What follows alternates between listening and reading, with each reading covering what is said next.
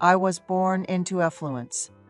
My father was a successful construction entrepreneur, and being an only child, I had the luxury of his full support. However, my beautiful and kind mother fell ill with a severe disease, and after battling it for 2 years, she passed away when I was just 9 years old. 2 years later, my father remarried his new wife, being only 15 years older than me. Can you imagine? She was just 26. People usually wait at least 3 years before remarrying after the death of their spouse, but I guess my father was in a hurry. Perhaps he was looking for a new mother to care for his young son.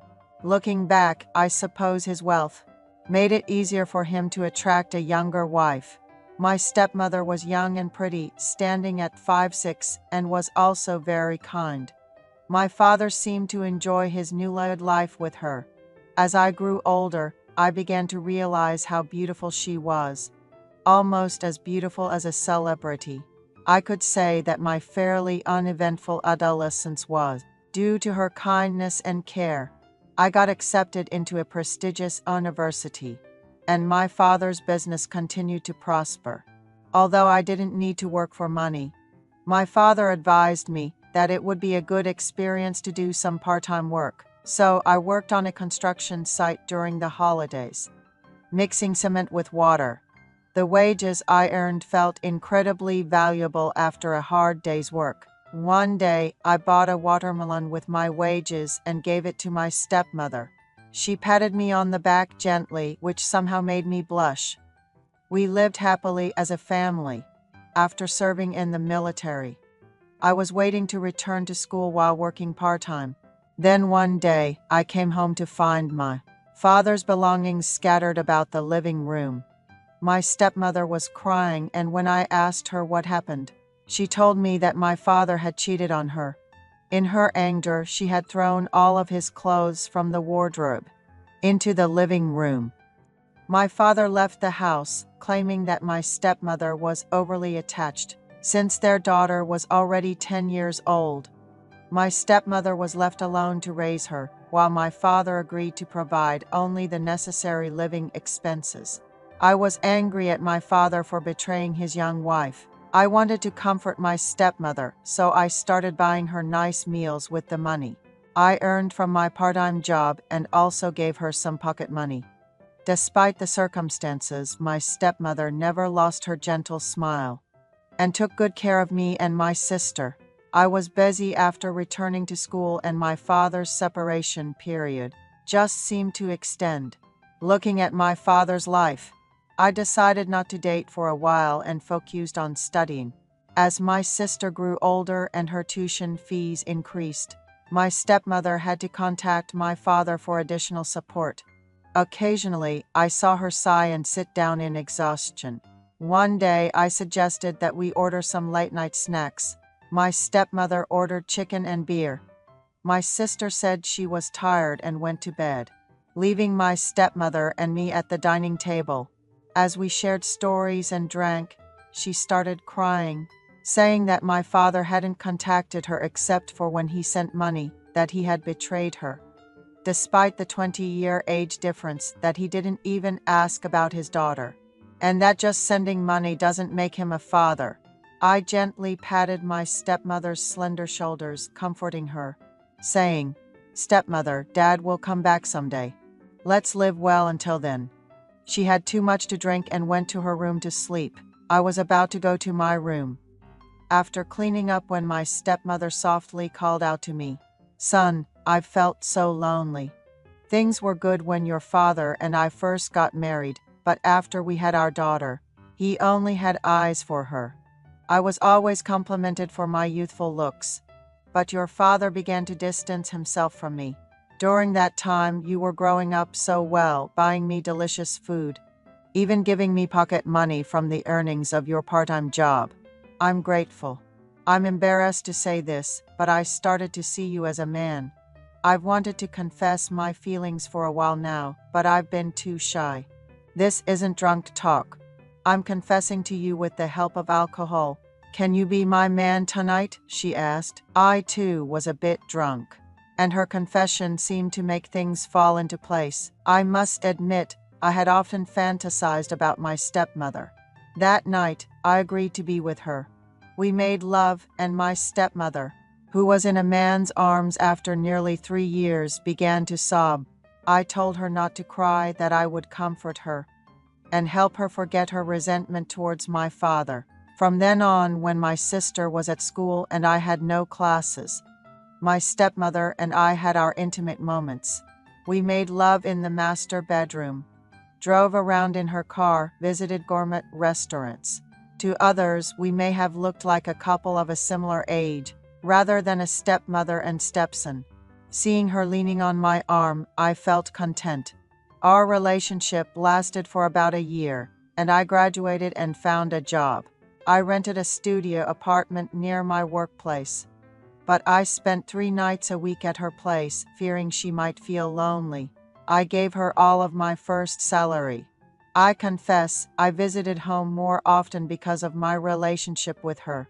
On my birthday, she prepared a grand dinner, and my sister gave me a shirt as a gift, making it a memorable day. That night, my sister went to bed early again, and my stepmother, dressed up specially, spent the night with me. Then one day, my father came back home. My stepmother accepted his apology and decided to take him back. She thanked me for the wonderful time we had and suggested that we should go back to being just stepmother and son. She also insisted that our secret should be taken to the grave. The reason, I believe, was because I wasn't earning as much as my father. I was barely making ends meet, paying for my living expenses and saving a bit.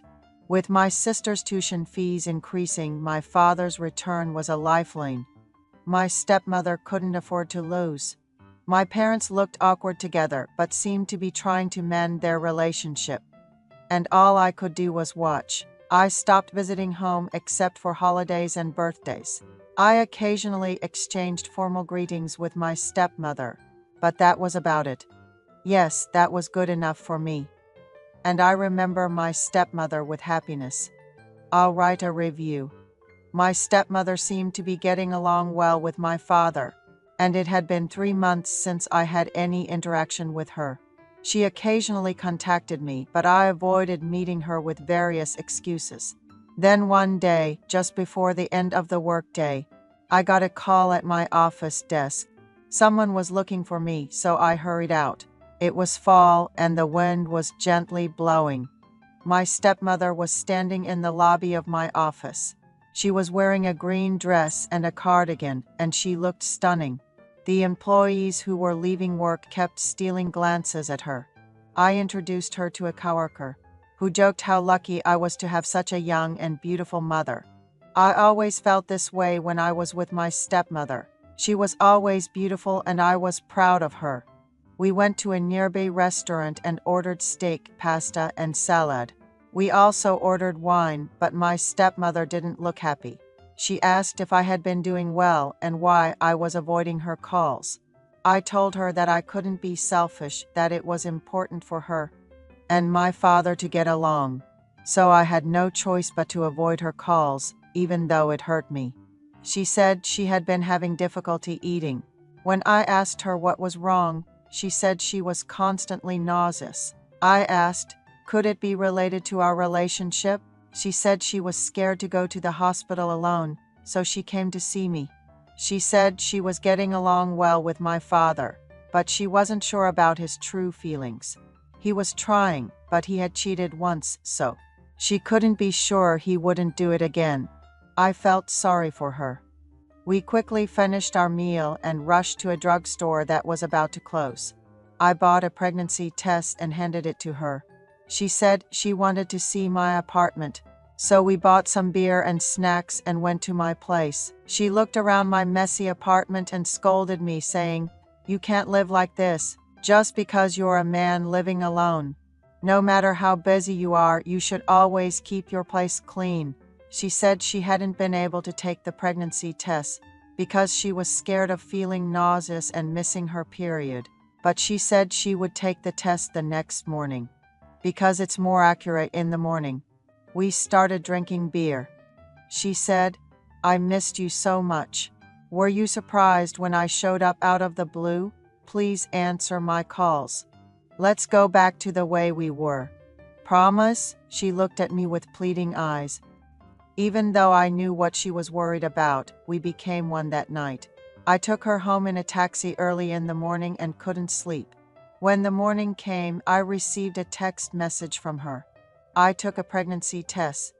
"There's nothing to worry about," it said. I can't tell you how relieved I was.